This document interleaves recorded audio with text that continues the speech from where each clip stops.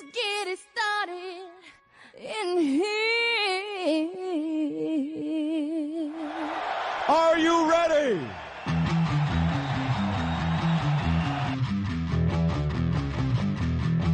Are you ready?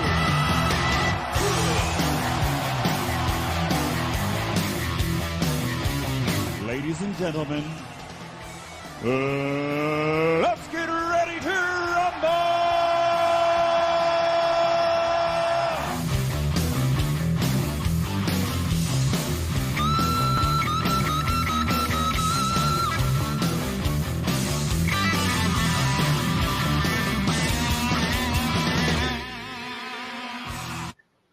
Hello, everybody, and welcome to another exciting episode of The Bottom Line. I see we got my man Jersey already with us. What's going on, guys? Hey, I like your volume a lot better this week. Yeah, I'm on my actual microphone this week. Yeah, you look like you're ready to settle in this time. You look serious. Yeah, we got a good one for you today.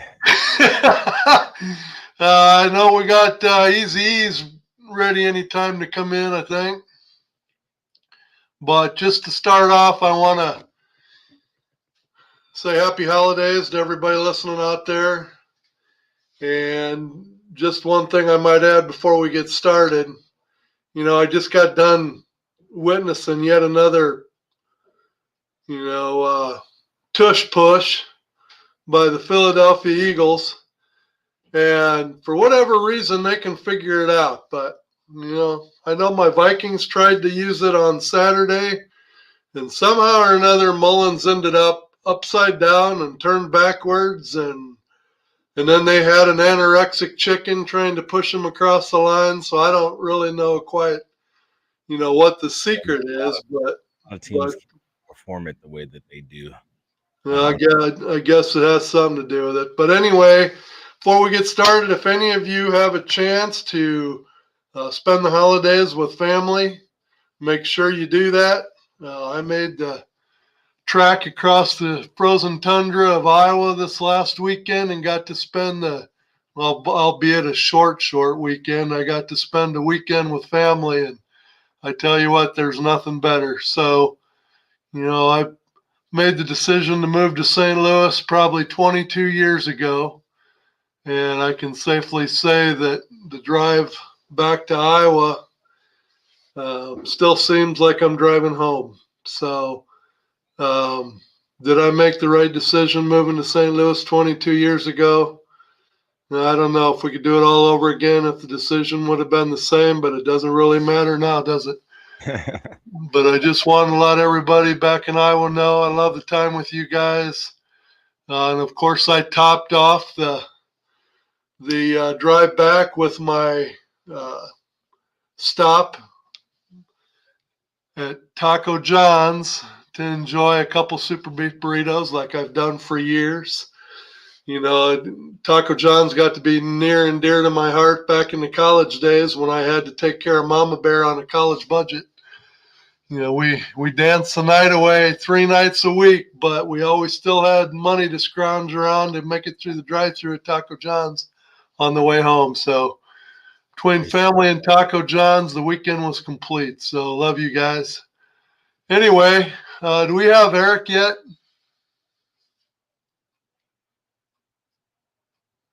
Doesn't look like it. So anyway, let's talk about the weekend a little bit here first, Jersey, before we get officially started on this MVP debate. We had some things not quite go the way we'd hoped, I'm sure, on your end and my end. Yeah, definitely not on my end. Our defense didn't show up. Our offense barely showed up. Our coaches were somewhere else. And, yeah, we scored 10 points. So what a difference a week makes, because last week you were on cloud 9, baby, and then this week it looks like you're maybe a little bit down. I don't know. Well, last week, to be honest, it was a huge win for the division. You know what I mean? So that's why I was so high on the victory last week, because it meant more. Winning this game this past weekend, of course, would have meant a lot, especially in the playoff race. But I mean, with us clinching a playoff spot, I think announcing that to the team before they go to play the game was a bad idea. And it showed because it's like the defense stayed at home. Offense stayed in the locker room, and the coaches were nowhere near the stadium. So, Well, maybe you can help talk me off the bridge too while you're at it, because what I'd like to know is how does a team completely shut down another team for 3 quarters, allow 3 points, and then go up 2 touchdowns, 17-3 to start the 4th quarter, and then proceed to not be able to stop a bad habit? I mean, they got steamrolled the rest of the game after basically holding a good Cincinnati Bengals team to 3 points through 3 quarters.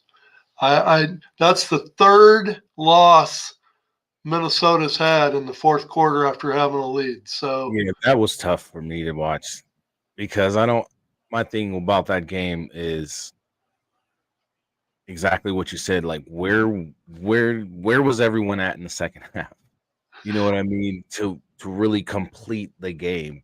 You don't play 3 quarters and then just call it quits in the 4th with a 17.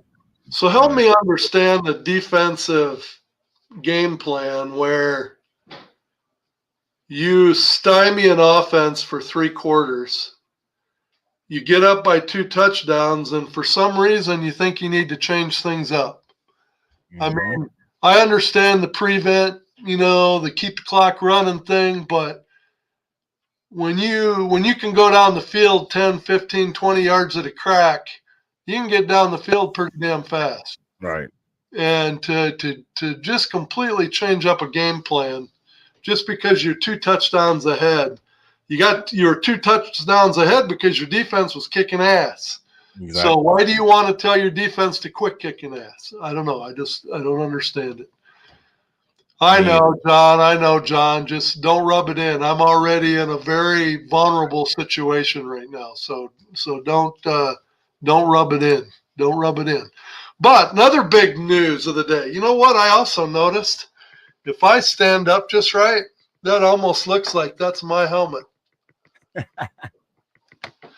But anyway, I noticed, if I was patting myself on the back and I really thought that it was possible that the Nebraska Cornhuskers were listening to my show the last 2 weeks, it would tell me that they finally got tired of hearing me dogging them.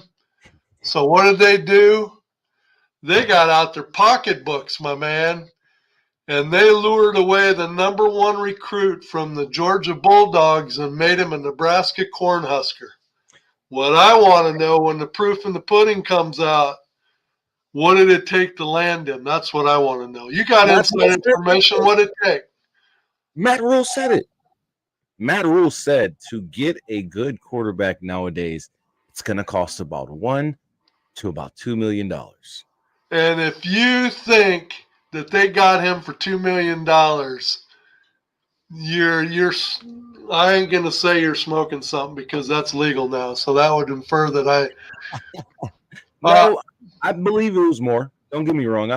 But I mean minimum $1 to $2 million.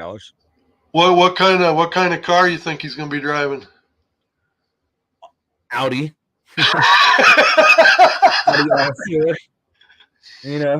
Don't make it look too snazzy.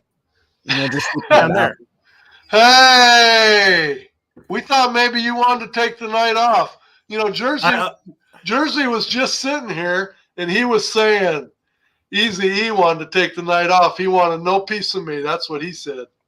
Negative. I got about 45 links sent to me and they weren't working. So we did a little panicking. And then the guy who's about as tech savvy as a grapefruit figured it out. Which was me. Oh, get out of here, man. God, I tell you what. He just can't stay away. No. So anyway, I'm ready, though. Right. Anyway, let's get into it because let's get into it because This is going to be a discussion on the MVP. Now, granted, it's easy to say whoever has the best stats if you're a stat guy. But to me, is when you talk MVP, you're talking a lot more than just stats. You're talking about a lot of intangibles that they bring to the table. So I got what I consider the top 6 candidates, but I got an overwhelming number 1. And I can either tell you now, I can tell you who my number 1 is, and then I'll let you guys all duke it out. And then, well, no, maybe I shouldn't say who mine is, because I don't want to take all. I know. I don't want to take all the sheen off. I know. Trying to prove your point. So I know who your number 1 is without you even saying it, but I'll tell you why. It's not going to happen. I'm not saying it's fair. I'm not saying it's right. But the problem with the MVP what it has become is basically who's the best quarterback in the league. Yep. You know, I can think back to when it used to be running backs when they were handing it off, 40, 50 times a game, and that made sense. But since the quarterback has to become so much more, again, I'm not saying, I'm just going to say it, Christian McCaffrey is not an MVP candidate or not even deserving an MVP. I'm just saying that by today's standards, it's probably not going to happen no matter how much he deserves it. And I just want you guys I'll just all start to out know, to help me judge the debate tonight, I got a guy in the background that's going to be helping me do the judging. It's former President Trump. And he just listened to what Eric had to say, and this is what he said it in my ear. You guys couldn't hear it, but I'll let you hear what he said. Fake news. Yeah, that's what he said. So, well, it could be fake news all he wants to say, but I'm telling you, that's just the plain fact of the matter. If Christian McCaffrey was named MVP, I'd be like, I totally get it, and I'm okay with it. But by the way the award has gone, it's the plain fact of the matter is it's probably going to a quarterback. But I don't.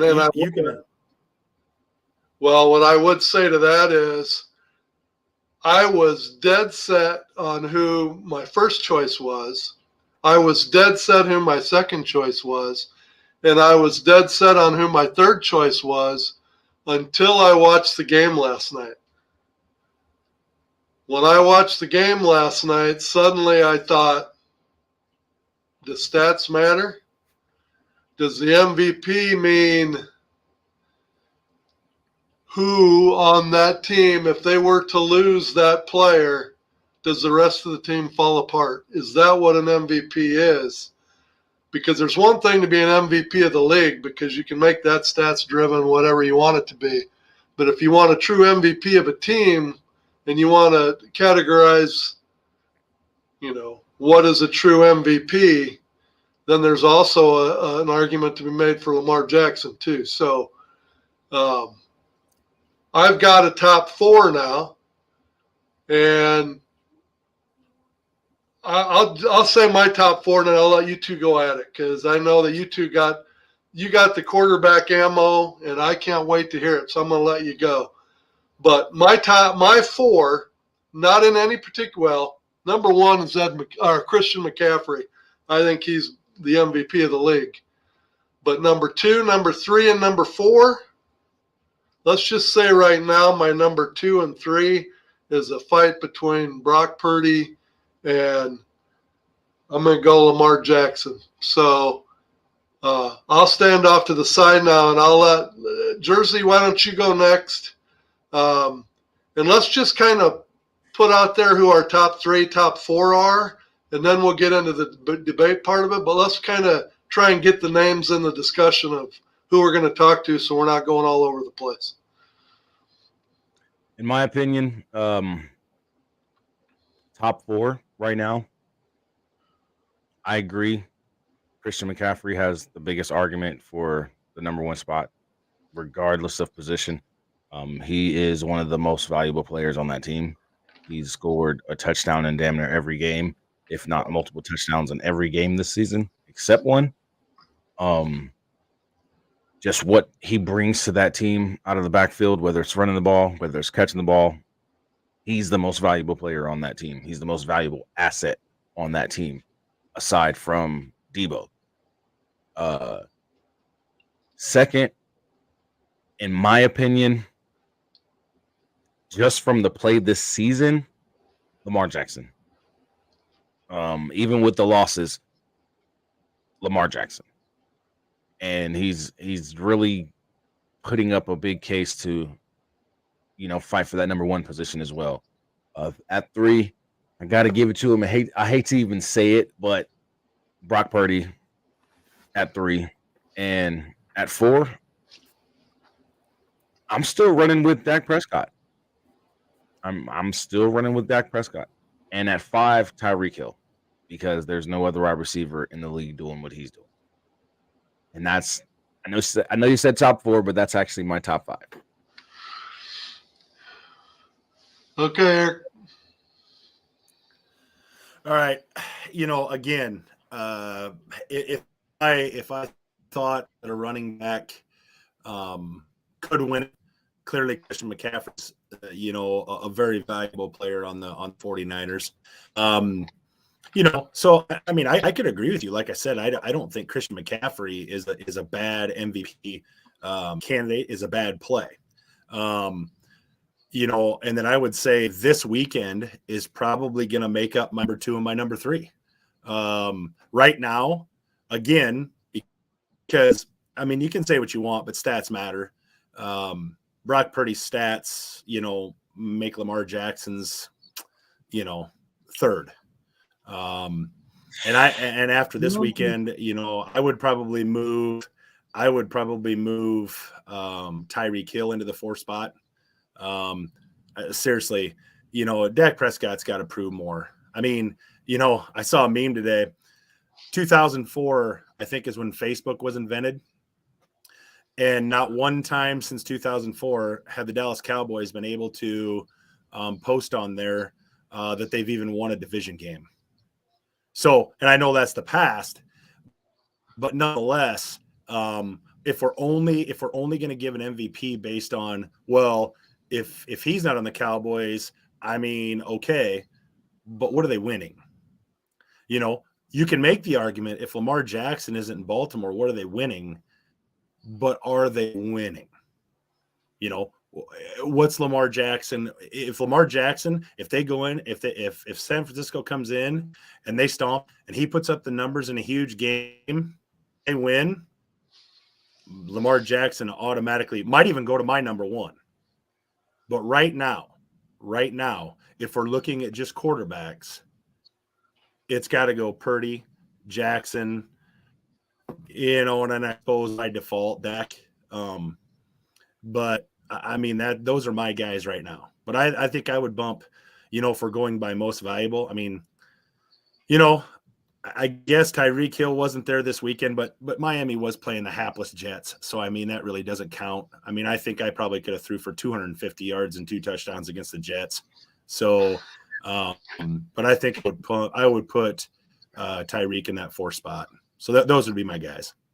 I was not a Lamar Jackson fan at all because basically just going off his playoff history, because as well as he's played during the regular season, he had some real dog games in the playoffs. Now, but then, last night I'm watching the game and I'm watching him scramble around back there and keep plays alive. And I'm like, holy cow, how did he get out of that? How did he get out? And he's running around and pretty soon he's completing the pass to keep the drive going. And I'm like, what other quarterback is going to be able to do that? So that at least got him in the conversation. But I think if you look at Lamar's playoff record, I think that alone probably makes me waver quite a bit on that. But I got to say, last night anyway, I was impressed. Go ahead. Well, but Jersey. I would tell you the MVP. Oh, well, go ahead. I can tell Jersey wants to add something, so go ahead. The one thing that kills me about any sports analyst when they talk about football and they talk about quarterbacks is how many playoff wins that they have. It's Or don't about results, isn't it? listen. As a quarterback, can I throw the ball down the field, run down the field, catch the ball, score a touchdown by myself? Can I hand the ball off to myself? Can I be my own offensive line and block for myself? No. You cannot blame losses in playoff games solely on quarterbacks, and that's what we've come to now. Back in the day, everybody was held accountable. Everybody was held accountable. If your quarterback they didn't sit here and say, well, Boomer Esiason doesn't have any playoff wins because Boomer Esiason didn't do this and didn't do that. Boomer Esiason didn't have any playoff wins at that certain amount of time or that time in his career because his team wasn't helping him win. Just like my man Jim Kelly, Buffalo Bills. They were so close every time. But can you always put it on the quarterback? Hey, but it's always the face of the – they always want the face of the NFL to be the quarterback. So if they're going to put all the accolades on a quarterback, you can't just put the accolades on him and then he doesn't have to take any of the blame when they lose. I mean – why does he have to take all the blame if his he running back? doesn't have to take all the blame, but you can't sit there and say that. I can't. I just hate when analysts, and believe me, I'm no analyst. I mean, if I was a true analyst, I wouldn't be doing this show. I'd be doing a hell of a lot better than that. but you get, at the end of the day, if I don't know what his playoff record is. But let's say it's 1-3. I don't know what it is. I think it is. If I'm going to go to bat with my quarterback and my quarterback is the leader of my team and I want my team to be successful, I sure in the hell want somebody that I know under pressure when the pressure's at its finest and the lights are on their brightest and it means the most, that they're going to be in there performing and their butt's not going to pucker. If they do, and guys, I don't it's catch the ball. But that's on me. That's not on my quarterback now. Listen, Kadarius Toney. Right, but the thing you guys, you know what I mean? The reason it's changed is it's pretty simple. Okay, you're missing the whole point. Let's go back into the 80s, early 90s. Okay, let's go back to even Troy Aikman. Okay, the reason that it's switched to such a quarterback-based everything is because, back in the day, they threw, 15 to, maybe 25 times, and they handed the ball off 40. So when you hand the ball off 40 times, you can look at the offensive line and say, did they do their job or didn't they? You can look at the running back and say, did they do their job or didn't they? Okay, but now we're asking so much of the quarterbacks, we're handing the ball off 15 or 20 times on average, and we're throwing it 40 times. It is completely switched. And it's the quarterback's ability to deliver the ball on time, deliver it in those windows, and do all those things that they're asked them to do. When is the last time you have ever heard, and it doesn't even matter, when is the last time you've ever heard a team say, man, if they could just get the right running back in here, this team would go? It hasn't been that way for years. It's season. All about the quarterback. It's about the quarterback. Every team. Honestly, this season. Get the right guy. What for who? Dallas, for instance. Chicago, for instance. Washington, for instance. I could keep going. There's a few teams who've needed a running back. We were wanting Jerry to trade for Derrick Henry. I'm not saying because we need a power running back. Listen, I'm not saying a need. The Bears need all sorts of things. Okay, we need Bears need all sorts of things. Yeah. But okay, if you're saying, and just to go back to the MVP thing, if you're saying that if only Dallas had a running back, they would be X, then Dak Prescott's not that important. If you're saying that the Bears would be better if only Justin Fields could hand it off more, then I mean, No, Justin Fields. I'm not saying that. What I'm saying is, defense if is you have that player right. in the backfield that could balance the offense, Listen, it's not all on your quarterback now. Now you can correct. you can and I'm not hand the ball off 50% of the time, throw the ball 50% of the time. Now you have a balanced offense. Now it's on everybody. Now everybody's held accountable, just as what as I'm the next saying man. is what I'm saying is look at the draft. The draft is the perfect indicator. How many running backs back in 1995 went the first? No, you're right. The first a lot 6, more, 7, 8 a lot picks. more than you would Right. now. Now, what do you get? You get that one stud out of college that is a no-doubter running back that goes in the first round, and then it's pick your choice all the way through to the last round. I mean, listen, I'm not discounting running back. I'm not discounting that. What I'm telling you is it is not the most important piece of the football team. The most important piece of the football team is the quarterback. Get that right, and a lot of things look good. Get that wrong, and you're the Chicago Bears. It's that simple. I don't put that all on the. I don't. You're the Chicago Bears. And I don't even put that all on Justin Fields. Like, no one can honestly sit here and say with a whole heart that Justin Fields is not a good quarterback, and that if Justin Fields had a line that could actually block for him in Chicago and had a better damn coach and a better GM and hell, probably even better ownership about right now, they would be a better team. He would be a better quarterback. He would be performing. You don't have no weapons. The last thing you want to do is talk to me about the Chicago Bears quarterback, because nobody suffers more than I do them. And I will tell you this: Justin Fields averages more time to throw the football than Brock Purdy. Justin Fields holds on to the ball. And then when he does make the throw, as I remember last week, we talked about after the show, yards after the catch. When Justin Fields delivers the ball, it's not on time. It's not where it needs to be. The receiver may catch it, but he's not hitting him in stride. He's not allowing him to catch that ball.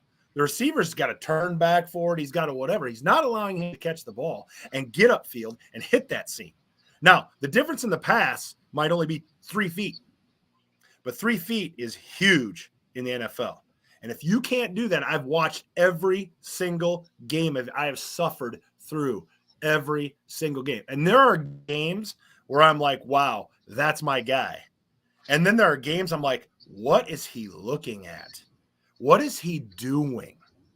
You know, on the Bears sites today, it was like, oh, get rid of Tunyon. He dropped that pass and died. It was all about the drops. I'm like, you know what? The Bears receiving core had the 5th fewest drops in the NFL. Are we seriously going to take one pass to Robert Tunyon and go, oh, that's why we lost? The 5th fewest drops by the Bears receiving core. You know, it's getting to the point where we got to quit making excuses for the kid. Is he a great athlete? Absolutely.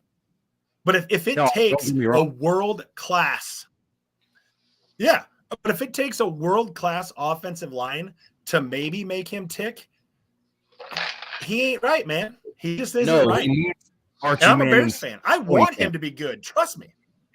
He needs Archie Manning's throwing camp. I want him to be good. In all honesty, if they send him to Archie Manning's throwing camp in the offseason and work on his mechanics and work on his targeting and his aim and where to drop those dimes, trust me, he would be a better passer. And that's where I feel he lacks at.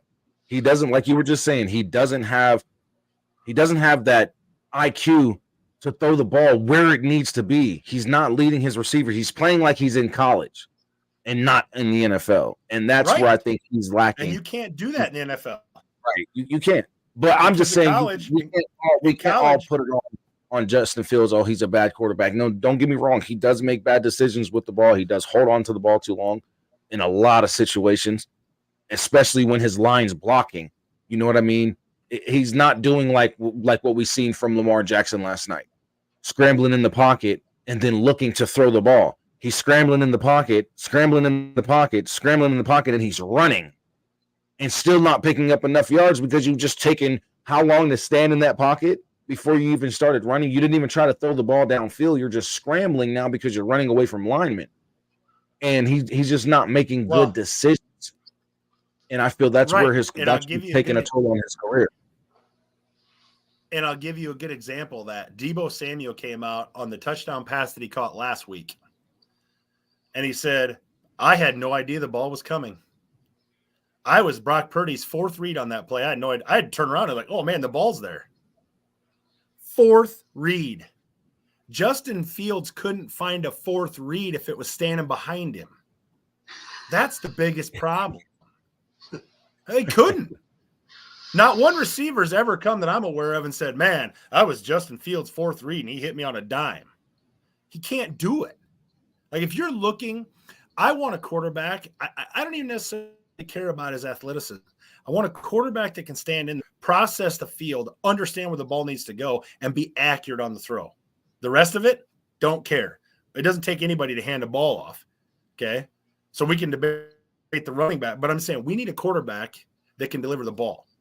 And that's my biggest argument for Brock Purdy as to why he seriously deserves to be in this discussion that we're talking about anyway, is because if you look at his percentages, 10 to 19 yards plus, it's not even close.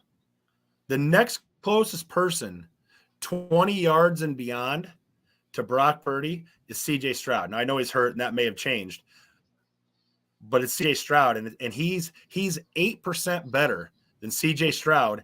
And if you count the drops, and I'm not – it is what it is, that those are incompletes. But if you count the drops, his 20-plus yards would be 73% completion. So the argument for any quarterback is be accurate when delivering the ball. I think that's why Brock Purdy has the success he's having now. I mean, I watched the game last night with Dallas and Buffalo. I don't know how many times I watched Dak Prescott deliver the ball, and I'm like, that's a bad pass, dude. You know, or you hang your receiver out to dry because he's got to reach for it or he's got to do whatever. Like, it is so important for the quarterback to be accurate. He has the highest completion percentage, 10 to 19, in the NFL. By far.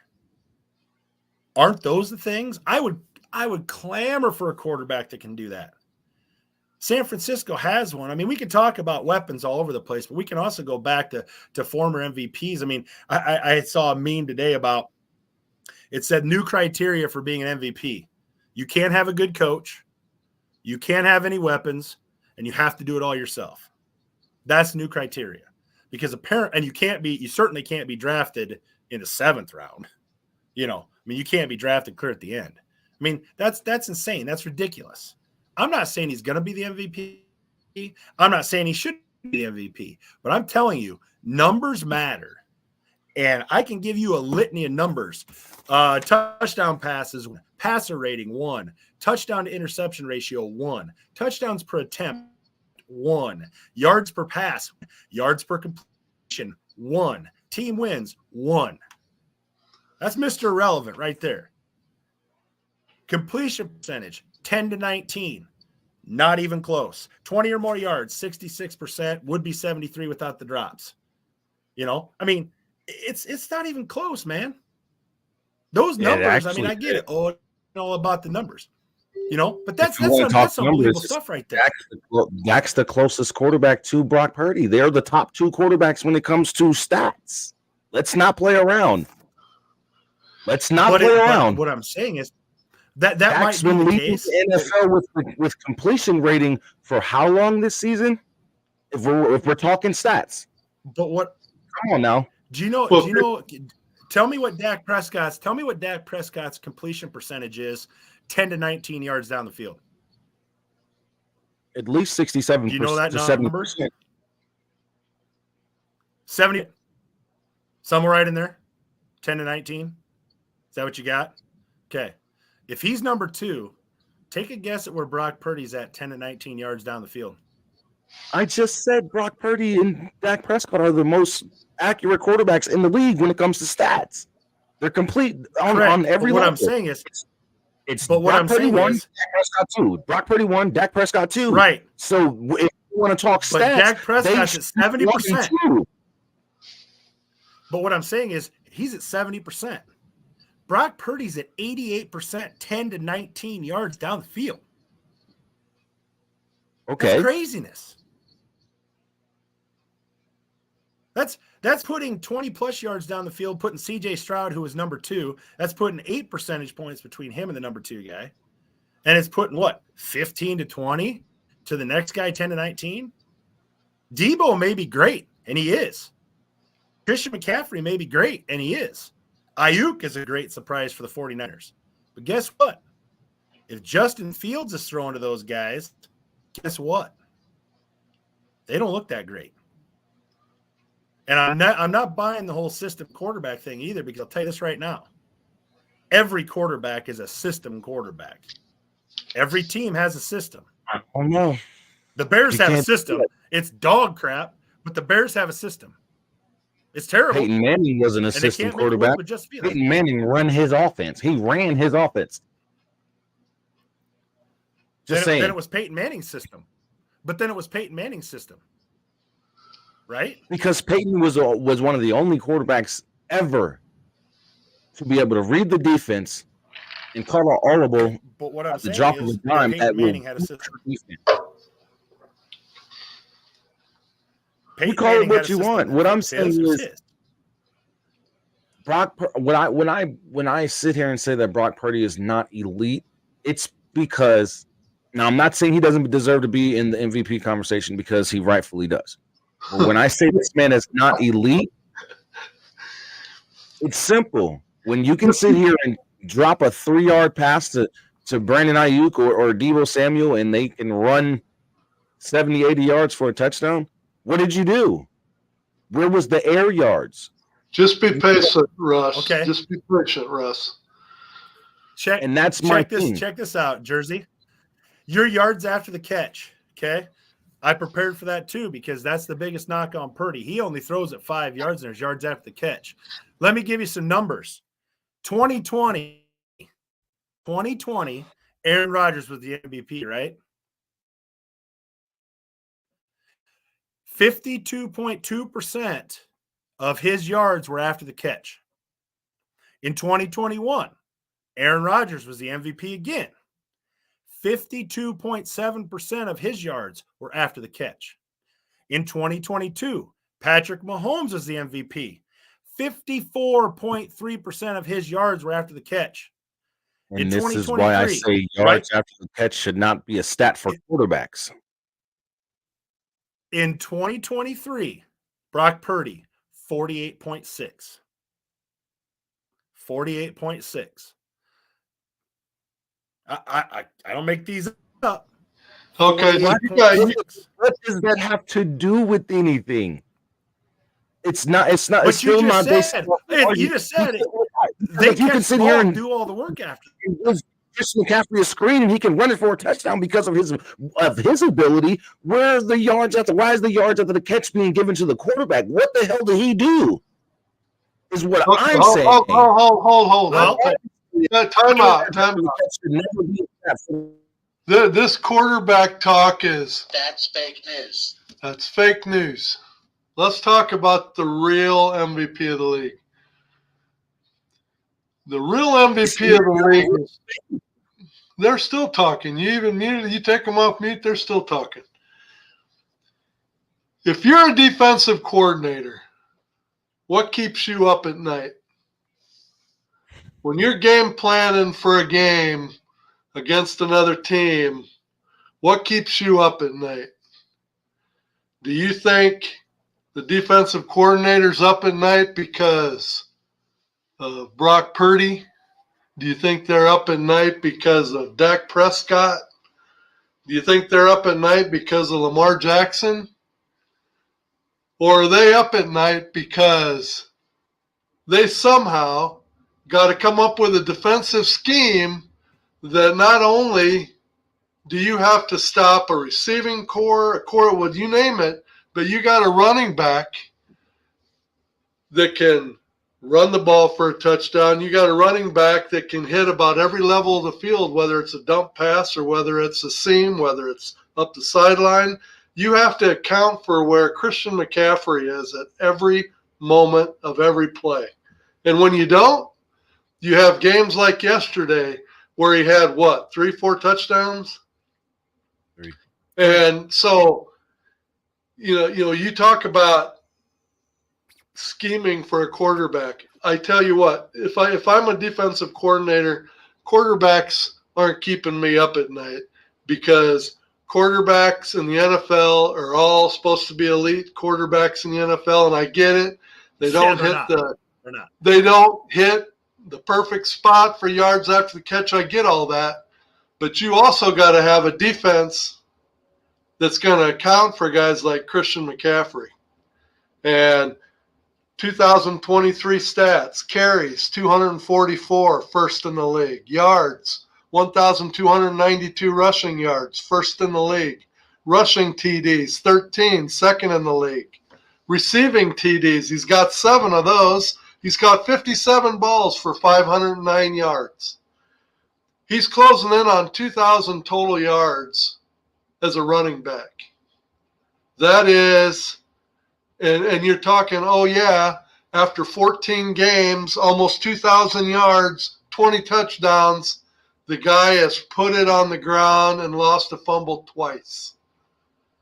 Now, if that's not durability, that's not throwing the fear of God. I mean, you talk Brock Purdy, 31 total touchdowns. Dak Prescott, 30 total touchdowns. That's rushing and passing. You got Patrick Mahomes, 25. You got Jalen Hurts doing the butt shuffle every other play. He's got 31 touchdowns. They have the ball in their hands every single play. You're looking at a player that's a running back that, what is he averaging? How many carries a game? You got a running back doesn't have his hand on the ball every play, but he's still got 20 touchdowns. 20 touchdowns. 13 on the ground, 7 through the air, shows his versatility. You can't stack the box and stop his rushing, because he'd just do a flare-up pass or go up the seam or go around there. I mean, so to me, you can have all the quarterback talk you want, but you take McCaffrey off the 49ers, make the 49ers one-dimensional, let's see how effective the quarterback is. Same way with Dak. Take Pollard off the team. I mean, take any of the good teams. Take the running back away, and what do you got left? So, am I a dying breed? One of the last guys that think that running back should be an MVP? Probably, because you don't see all the flair. No, but you're as not. far as I'm concerned, Christian McCaffrey is the single most dangerous player. And second, you could probably almost go Tyreek Hill. I understand what you guys are saying.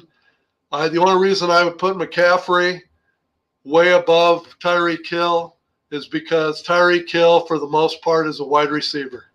He's not a double threat. Now, could he be? Sure. You could put him in the backfield. He'd probably be just as good at running sweeps as he is at going for 40-yard passes.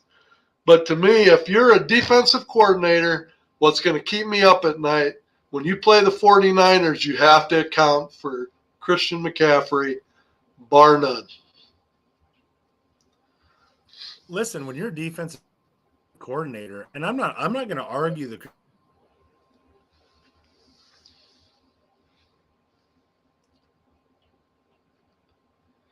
we had a perfect. This award has trended.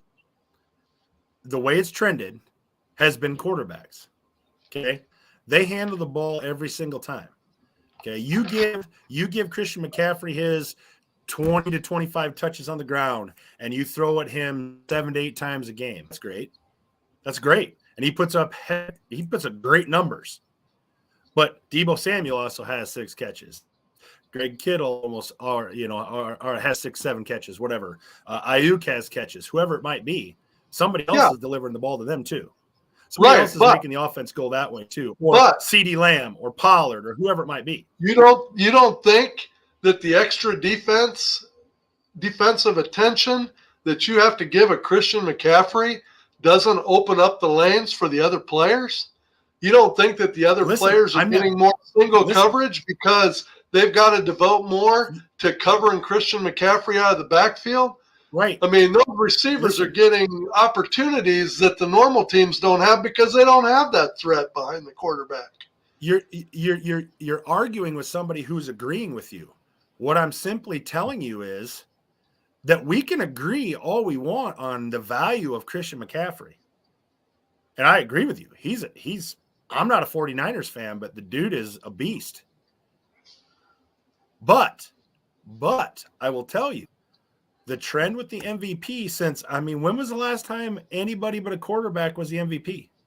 I don't know the answer. If somebody has it, help me out. 2012, Adrian Peterson. There you go. Okay. 11 years ago. Yeah. No, I'm not. I got to get what I can't get. happen. If the Viking was the last MVP that was a running back, I gotta snatch that. I gotta have something to snatch on. I need anything right now, please. Give it to me anyway. And like it was AP. Like I said, I'm not saying he's not deserving, but it's just it's probably not going to happen. Yeah, because these idiots have made the MVP a quarterback award. When if you were going to do that, then you should 100%. have a separate award and call it the quarterback award, the best quarterback award. But when you don't, MVP has trended with the way that the draft has gone. The draft, the teams recognize how important the quarterback is. Therefore, the MVP of the league has now trended toward quarterback. Now, if we ever get to the point where all of a sudden the NFL becomes a running, which it won't like it used to be, but if it did, we would start to see that trend go the other way. And we would be talking about the McCaffreys and the Tyreek Hills and those guys rather than the quarterbacks. I'm simply making the debate the quarterback because that's probably where it's going to go. Right or wrong. No, I agree. I'm not disagreeing. I believe the same thing. I believe a quarterback's going to end up winning the award because that's just how it's been for how long now? Since AP won it in 2012 as a running back for the Minnesota Vikings. Yeah. So if that's the case, is that right? I'm not saying it's not right, fair to Christian McCaffrey. It's not fair to Tyreek Hill. It's like you guys are doing all this for nothing because you're not even going to get rewarded or recognized for it by the end of the year. Yeah, you may win one of those, a Biletnikoff or a Maxwell or something like that, but an MVP, you'll never get the chance no matter how many yards. Christian McCaffrey would have to rush for 3,000 yards in a season for them to be like, oh, no, he's undoubtedly the number one pick for MVP. Correct. Like he would literally have to rush for 3,000 yards and probably 30 touchdowns on the ground and put up another 10, 15 through the air as, receiving for him to even get a unanimous. And it's not fair. You know what I mean? Correct. Now, the reason why Lamar Jackson has a better chance of winning is because he's leading the league with he's leading the league through between all quarterbacks for rushing and what he's doing with his arm. But he only if he continues to play, I think I saw this today, and I do think this weekend. I think it's Christmas Day. Actually, I think Christmas Day will probably determine the MVP. I think when Lamar Jackson and Brock Purdy lock it up, when San Francisco and Baltimore lock it up, whoever comes out of that game is probably because the biggest problem, this knock on Lamar Jackson right now is I think it's 22 total touchdowns. I mean, in quarterback term, that puts him middle of the pack. Again, I'm not taking away from him. I'm just saying that right now, because there isn't a head-to-head to compare it to, he's middle of the pack right now as far as total touchdowns. But if he comes in and puts on a show against San Francisco and wins, easy. The problem with that is he's still the most valuable player on his team. right or wrong. Well, but listen, we can argue most valuable Right or player on wrong. any team. No, I'm just saying, right or wrong. Is he not But the if most they valuable lose, player on the team? With the stats that he's putting up, is he not the most valuable player on his team? Let's put it this way. Let me ask you this.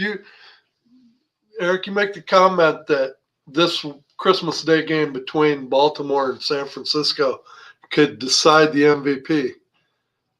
What happens if the 49ers beat Baltimore, but Christian McCaffrey once again has a 3-touchdown game? What if Lamar has a 3-touchdown, 4-touchdown game and they Right, still lose?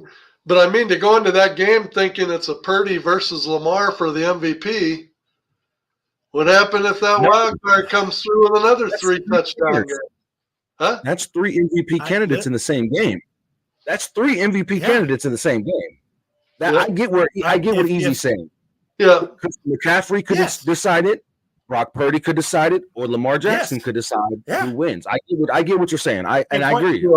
Yeah. And Baltimore has a great defense. Baltimore has a great defense, but they're going to get stretched to the limit because now they're going to be the ones staying up at night trying to figure out how are we going to cover these receivers, but more importantly, how are we going to cover these receivers and still try and keep McCaffrey under wraps? Well, but you're kind of taking defensive line. And the thing about Baltimore, sorry to cut you off, Easy. The thing about Baltimore, no, you're fine, is they have a run-stopping defense. They do. But not only just on that first level, it doesn't matter. It doesn't matter. If you can stop him in the run, it's easier to stop him when he's going out for a pass because they have very, very good secondary. They have a very good secondary. Not saying they have the most elite secondary in the NFL or anything to that nature, but those dudes know how to work together. When that safety help is needed, them cornerbacks know on that Baltimore defense. Those cornerbacks know they're protected. They have their guy doing their job, giving them their safety help. And that's the thing about the Baltimore Ravens defense that separates them from a lot of other defenses out there who have an elite first and second level, but when it comes to that secondary, they're a little weaker. These guys have an elite first and second level, and they have a really good secondary. So it's going to be a tougher game if you shut down McCaffrey and take Brandon Ayuk out of the equation, or shut down McCaffrey and take Debo out of the equation. So what you're saying is without Debo in that game and Christian McCaffrey in the game, they still lost 3 games. And that was with Christian McCaffrey and no Debo. So what you're saying is then as you set the stage for Baltimore's defense being all that makes whatever happens, whether it's Brock Purdy lighting it up or Christian McCaffrey lighting it up, that even puts a stronger argument in the Purdy McCaffrey argument if they're able to go in and roll Baltimore, because they're doing it against a pretty impressive defense, right? That's right. I mean, you know, if San Francisco goes into Baltimore and, you know, let's say it's a 28-14 game, a 31-14 game or anything like that, I mean, it's over. You put 31 on that defense or anywhere near there, you know, you're talking double-digit 2-touchdown win. Dude, listen, we can make all the arguments we want. Ed, I could agree with you that Christian could win it. I just don't think it's going to happen. If Purdy goes in there and he delivers the ball on time like he has, and he's done all those things, and they go in there and they walk the dog on Baltimore, it's over. It's over. So what's your opinion on the 49ers Ravens? You know, they put up the comment, is this a Super Bowl preview? Are we going to get to see these two teams twice? Yes.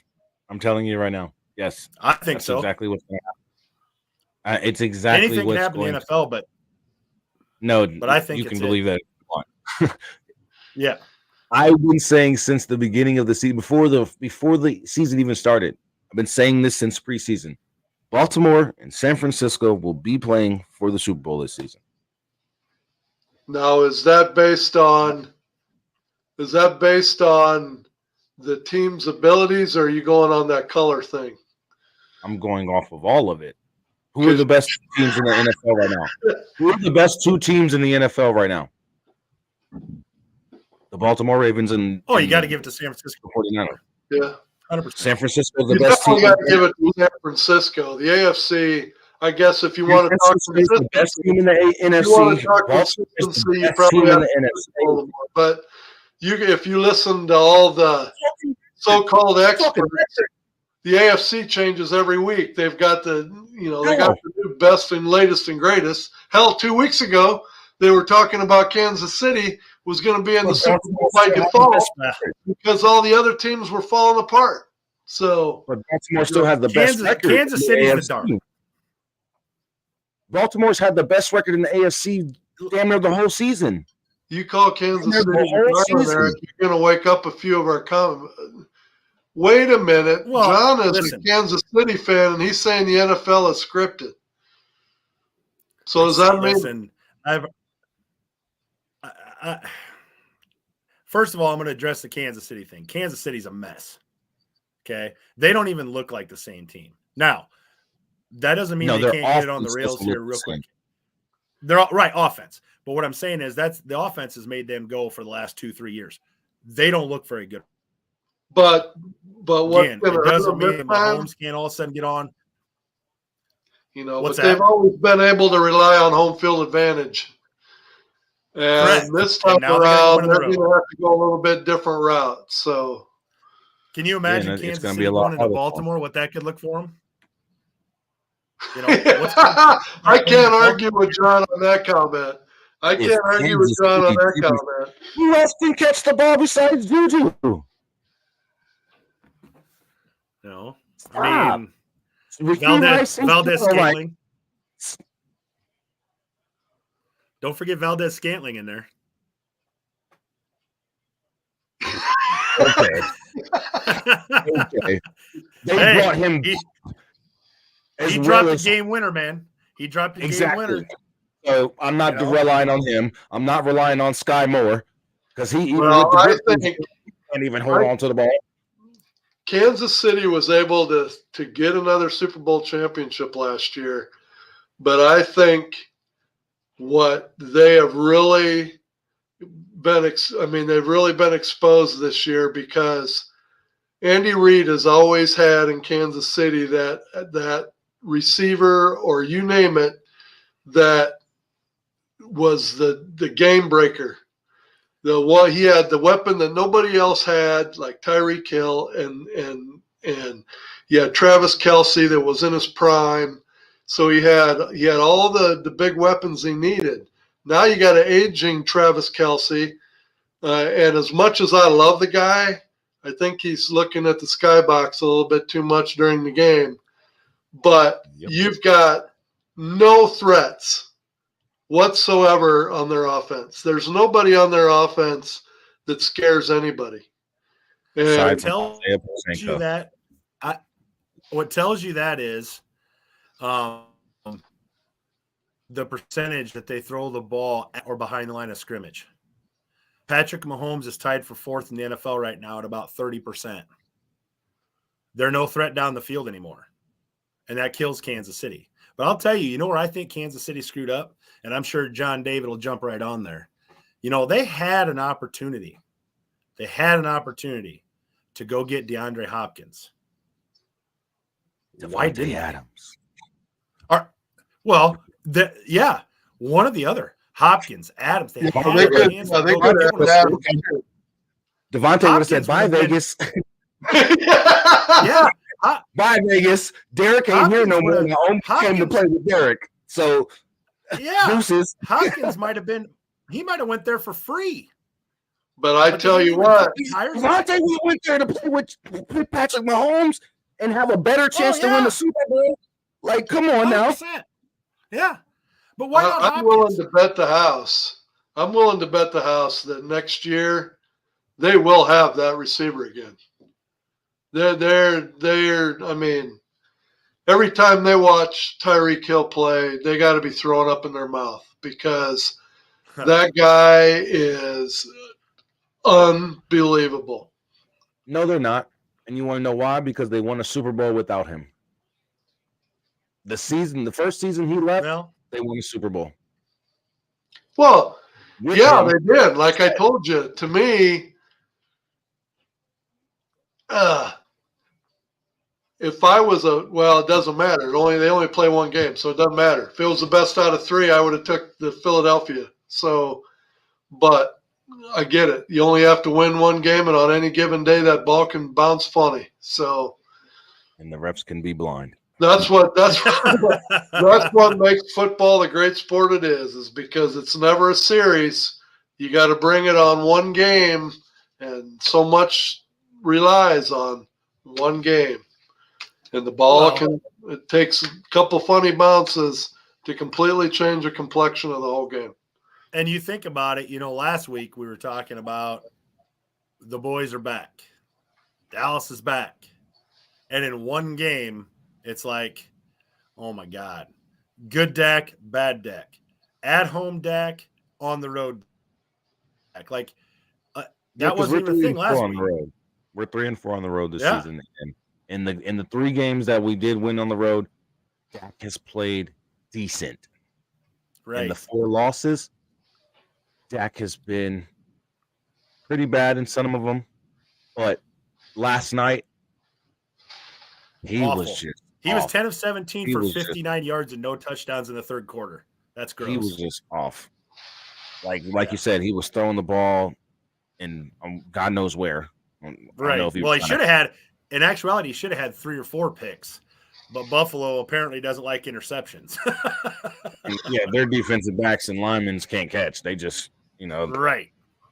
They said, "Oh, this touched my hand. Let me bat it down." I'm not going to catch it. I'm just going to bat it down and celebrate. So, see, John David kind of said, John David said, I would take Adams, F Hill. So that's what the Kansas City Chiefs think about Tyreek Hill, apparently. I think they're going to get Devontae Adams this offseason. I think they're going to make a move for him this offseason. They got to do something if they want to stay at the level. Otherwise, they're going to fade. You put Patrick Mahomes and Devontae Adams together, he'll be all right. How many more years you think Kelsey has? 2.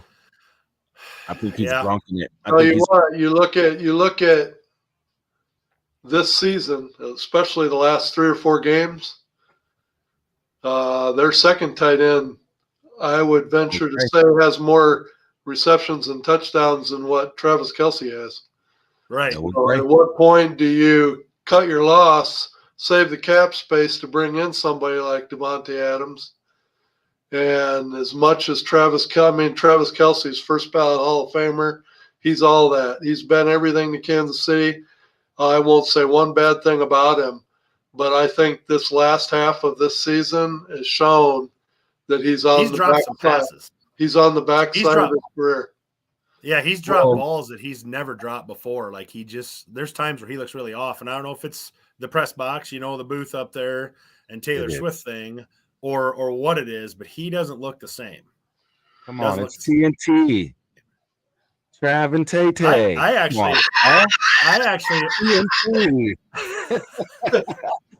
he's already thinking about retirement. Okay.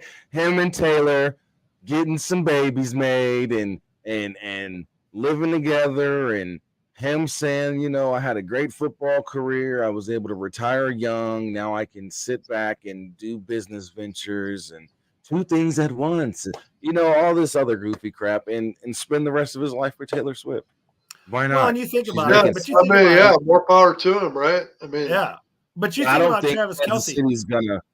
I don't think they're gonna give him up. I think they're gonna allow him to retire there, and he'll just take a pay cut, restructure his contract, and when it's time to get an extension or whatever the case, they'll extend his contract for the minimum amount of money.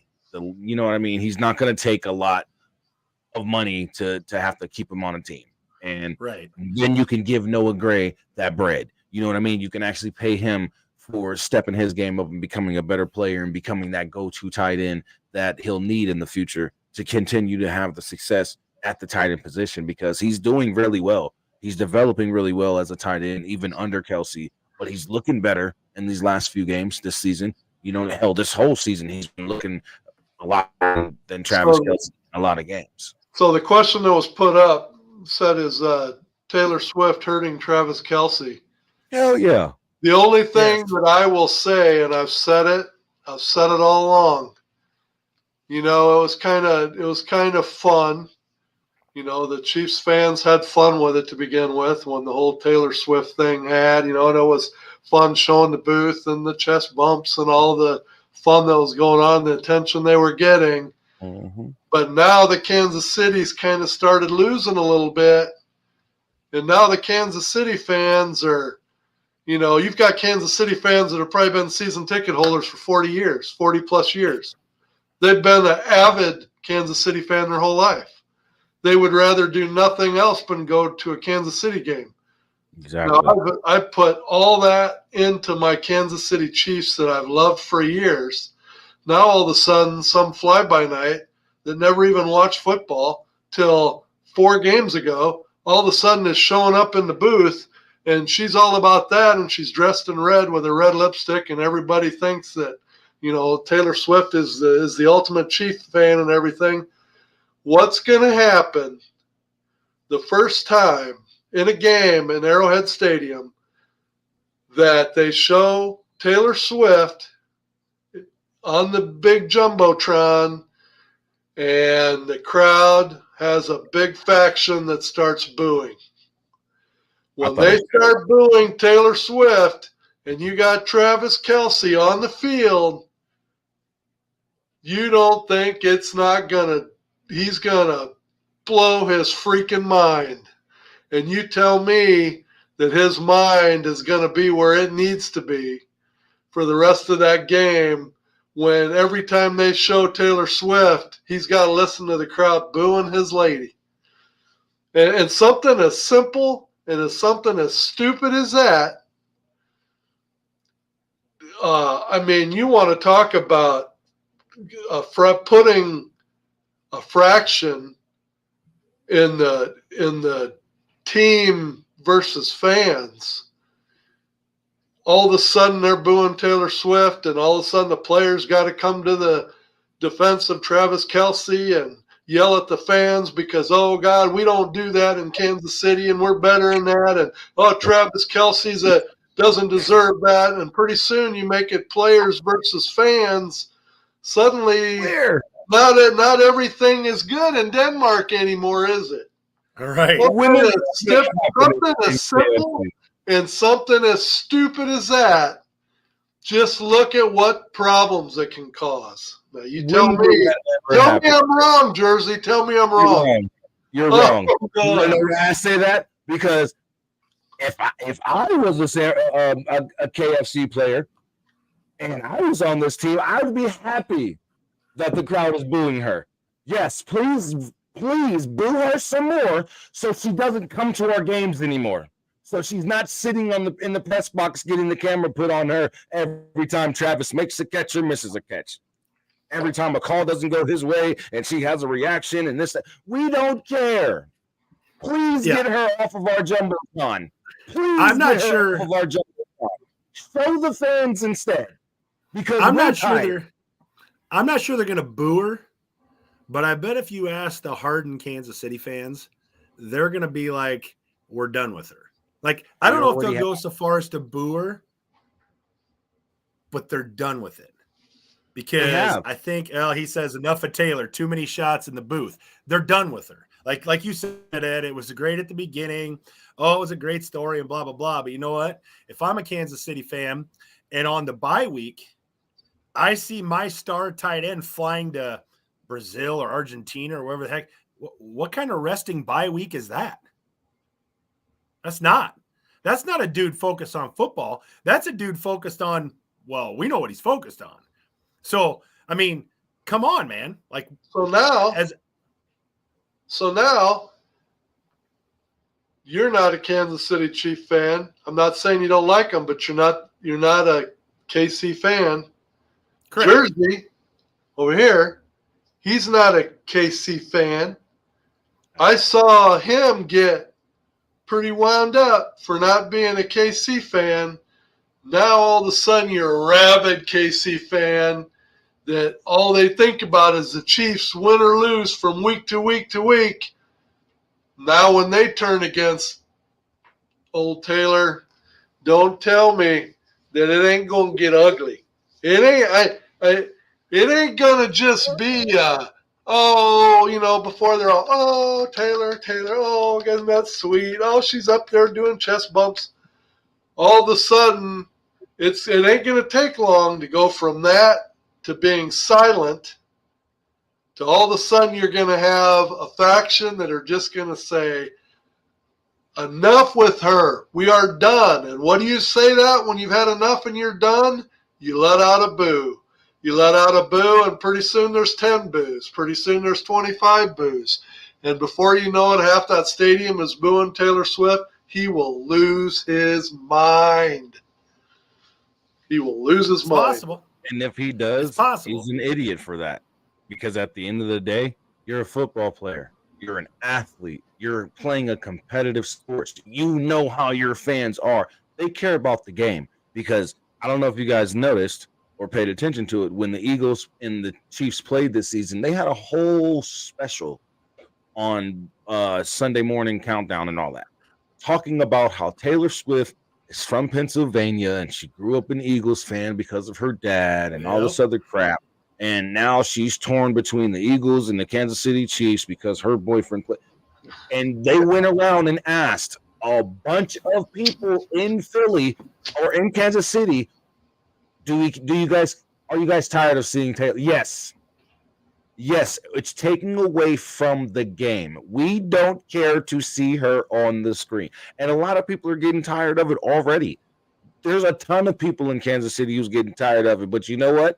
You know what I think it is, Ed? You know why I think they haven't booed yet? It's because they probably put something on the rules. Hey, you can't boo Taylor as much as you want to. You can't boo Taylor because Taylor Swift made Travis Kelce's jersey sales go through the roof. Now all the little teenage Tay-Tay lovers are out there like, oh my God, TNT, Tay-Tay and Travis. I got to buy a Travis jersey. I don't even know how to say his last name. Is it Kelke? No, it's Travis. So that's his whole popularity is from here to just being an average Travis Kelce. Football players like him or don't, and football fans like him or don't, or whatever the case, to little pop star diva fans going out and buying Travis Kelce jerseys. Right. His jersey sales have gone through the roof. His popularity has gone through the roof. He has more commercials now than he's had, and he's doing Mahomes commercials with him and State Farm. Mahomes and Maato, But listen to this.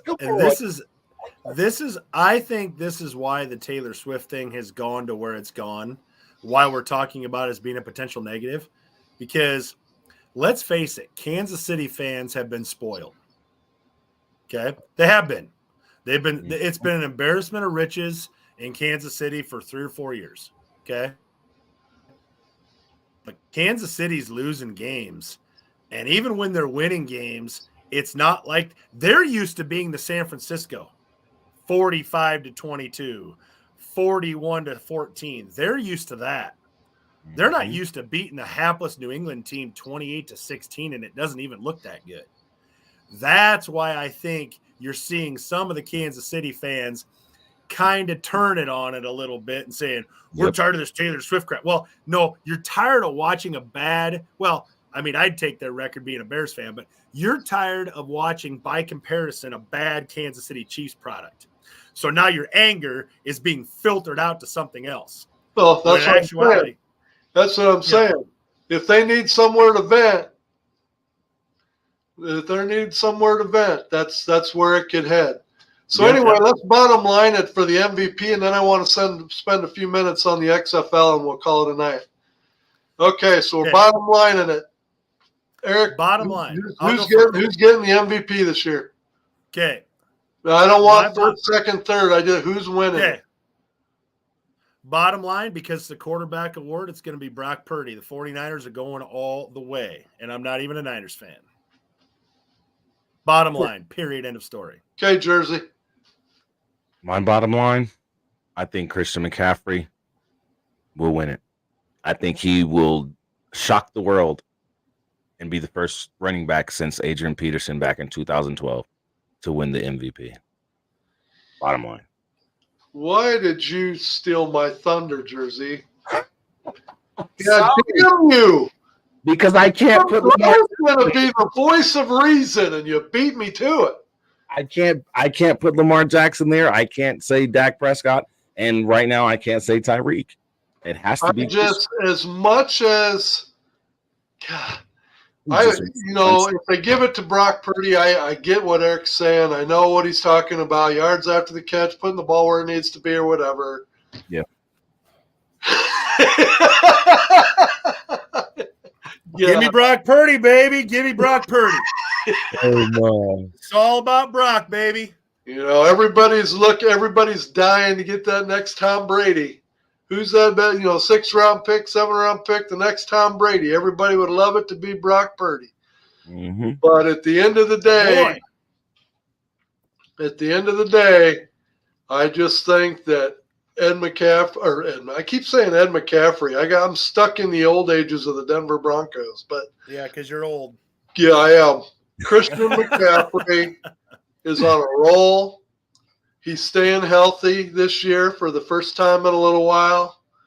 So you're getting to see the kind of numbers that he can put up. And I think that Christian McCaffrey is going to keep it going, and he is going to run away. I won't say, he'll run away with the MVP of the league and be the first guy since Adrian Peterson. I'm going to agree with Jersey. You could be right, but Vegas does not agree with you right now. We don't give a damn, okay? Me and don't give a damn about what Vegas thinks, and I live here, damn it. Vegas knows it's a quarterback award. I'm not disagreeing with you guys at all. Christian McCaffrey gets it. I would say he deserves it. Gambling.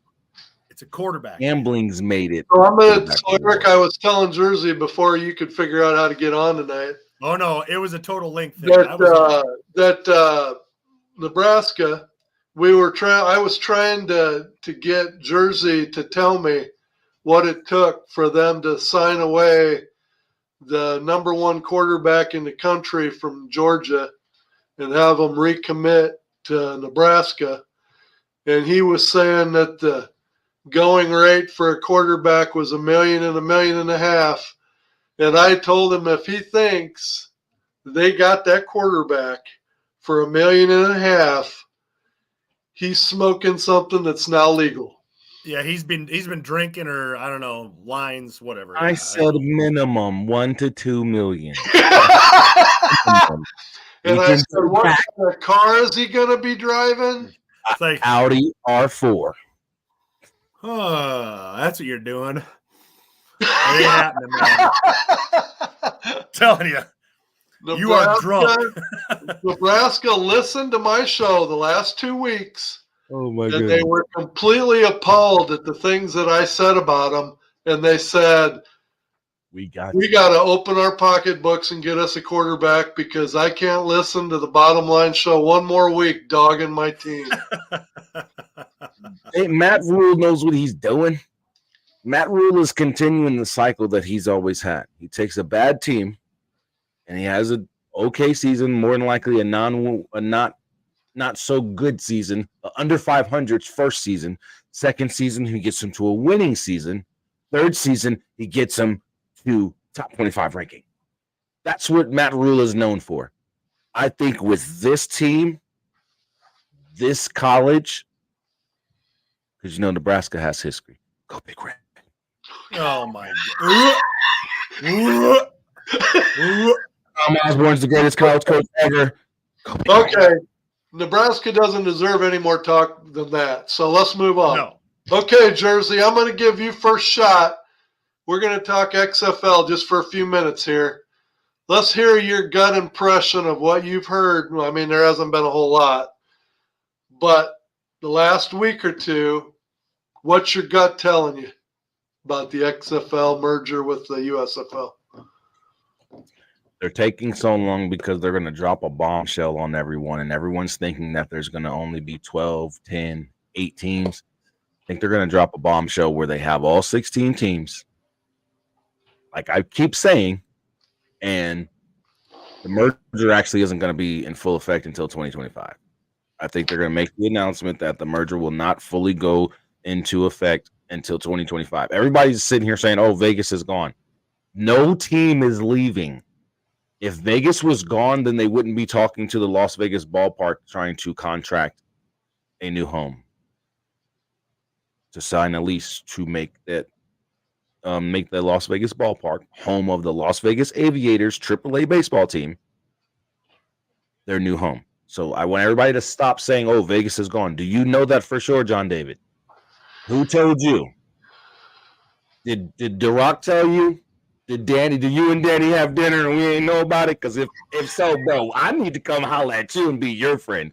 Because if you're having dinner with Danny Garcia and The Rock and Jerry Cardindale, you know which teams ain't going to be in this merger, and I'm just a fool. I'm fooling myself. It's all right here. We need to talk because I'm telling you guys, titanium bonded tape. it's not The going to happen. teams are revealed in here that I will rip open and do the Karnak and let you guys all know. If you guys believe that the XFL and the USFL are dumb enough to, now let's think about it. The XFL is known for what? Having one season and folding.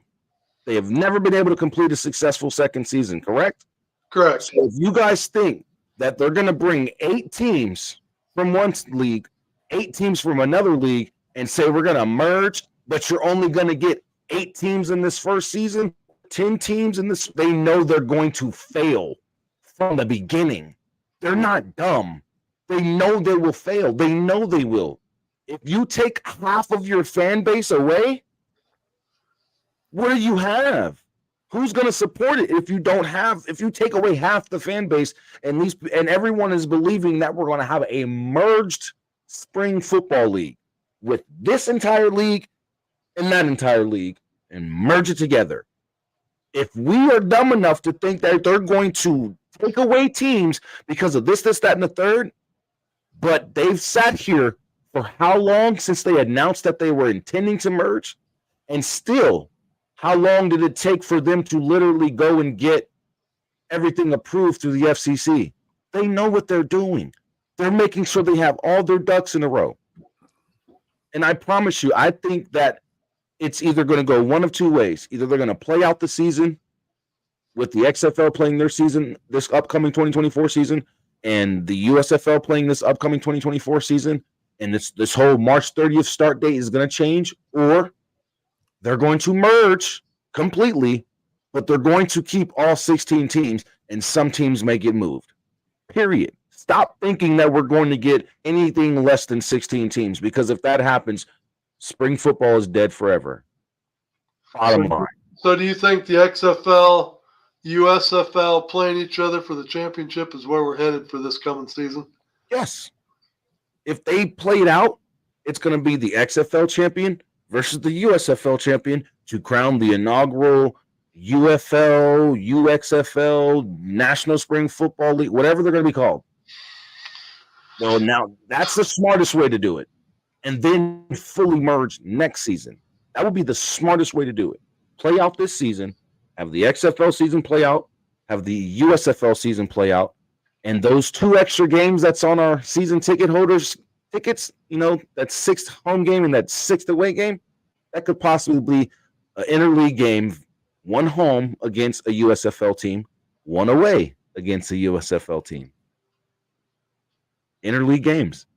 And then you play the playoffs, crown your XFL champion, crown your USFL champion, and boom, they play for the new merged league championship. And then next season, you got a full season to start an interleague, schedule to where now you can schedule USFL teams versus XFL teams, and it's not just 1 or 2 games throughout the season. Now we're looking at an even longer season.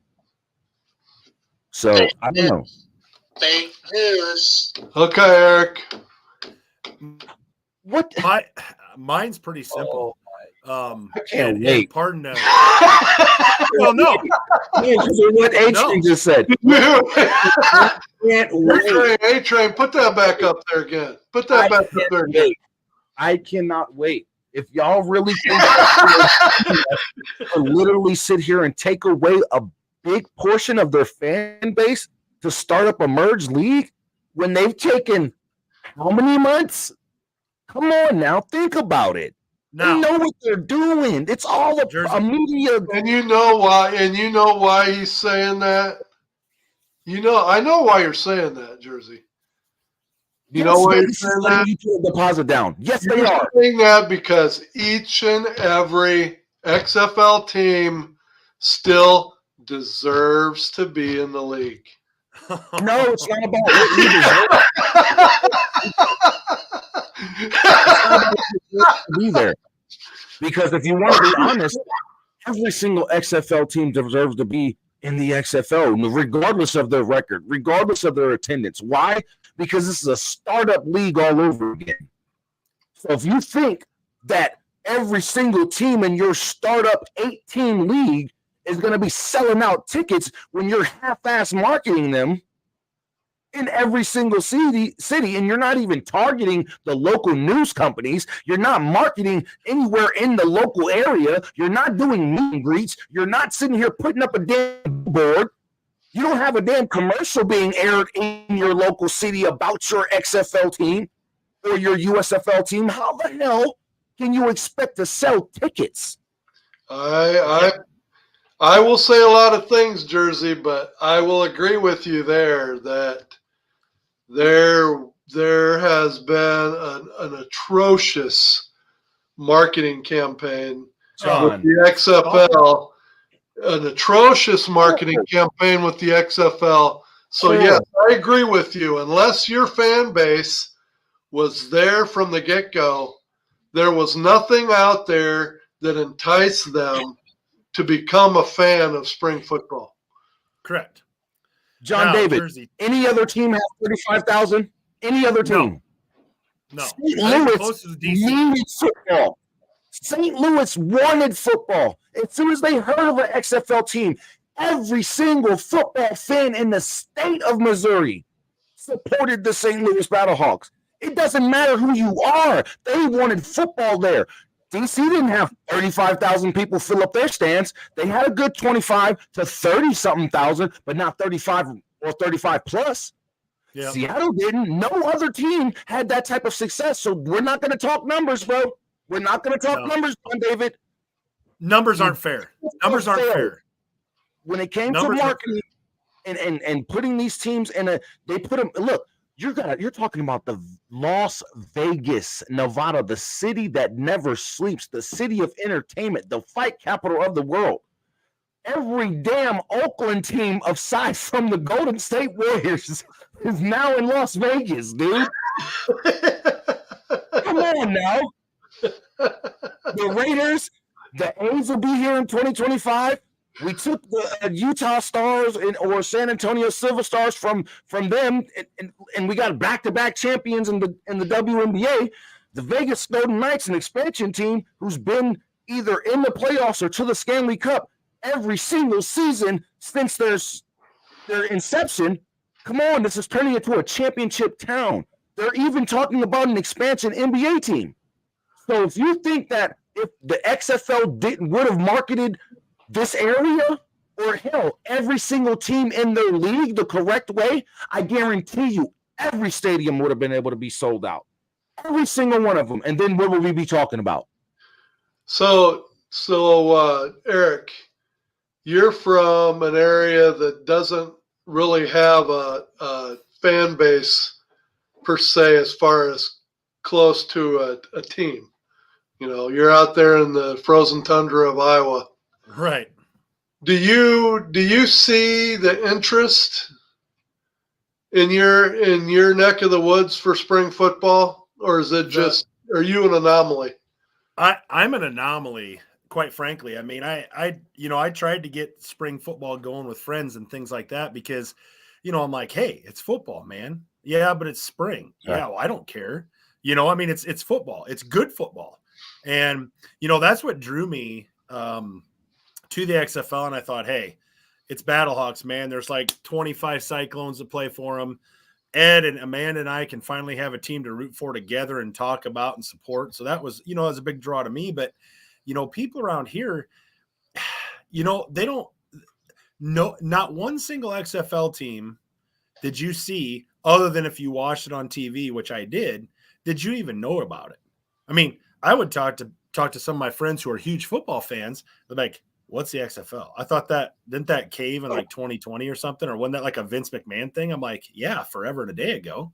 So the marketing part, I have to agree with Jersey. That was terrible. But I think the bigger point to what Jersey was trying to say, I mean, do I hope all 16 teams get in there? Yeah, I don't know what that looks like, but let's do it. But I think the biggest thing is, and pardon my language, but they need to shit or get off the pot. Like, we need to know. I mean, if Vegas is going to have a team, man, let's get it going. Like, don't they need to know? I mean, what are we, 3 months away? Like, let's make some decisions here. If it is what Jersey just described, let's get it out there so teams don't go what's going on. If it's only 8 teams, let's get it out there. And then, I mean, when are they going to make a decision? 2 weeks before it's time to play? What's your marketing plan at that point? Exactly. I mean, seriously, what's your marketing plan at that point if you don't shit or get off the pot when it comes to making a decision as to what this new league is going to be? Or the 2 leagues are still going to be this year like this, 8-8, and then play. Let's market it that way. Let's get some WWE signs out saying XFL, USFL, whatever it is. Like, let's get that going if that's what it's going to be. But the longer you wait, the longer the marketing people sit on their hands like they did all this last season, and nothing gets done. And then they can say, well, I guess there's just no enthusiasm for spring football. Well, listen, I could have the greatest thing in the world sitting in my garage. If you don't market it, guess what? It's not the greatest thing in the world. Exactly. So let's do something. Let's do something here. Figure it out so it can get marketing. So the shows, your show, B-Hawk Live, all can start getting it ramped up and getting out there. Because, I mean, let's face it, if it wasn't for these shows, who the hell's going to know about it? Unless they happen to be flipping through their channels. If it wasn't for the X-Fan Legion shows, you name them.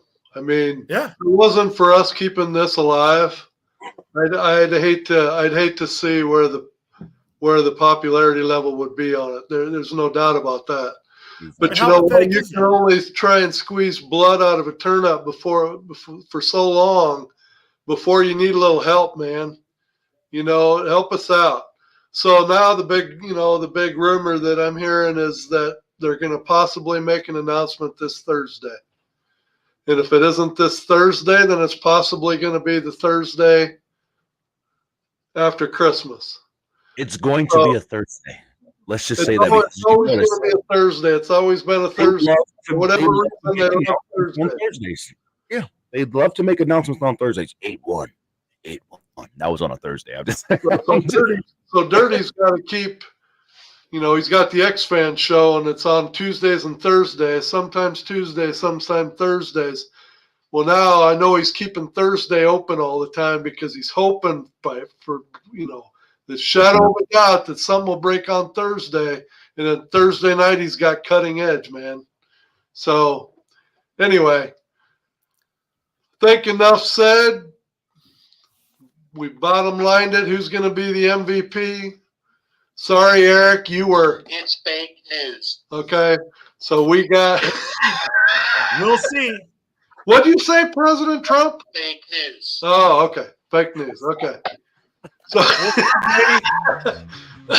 we'll see how it all shakes out, baby. So, Mr. McCaffrey, remember when he brings home the hardware, you heard it from here first and here first. So, bottom line, we'll see you back next week. We'll be talking having me. hopefully XFL 100% of the time, USFL, UFL, whatever. But if not, if they're still lame and don't announce anything, we'll have another interesting topic to talk about. Don't count The on it. bottom line. See you guys. Thanks for having me. Peace out, everyone.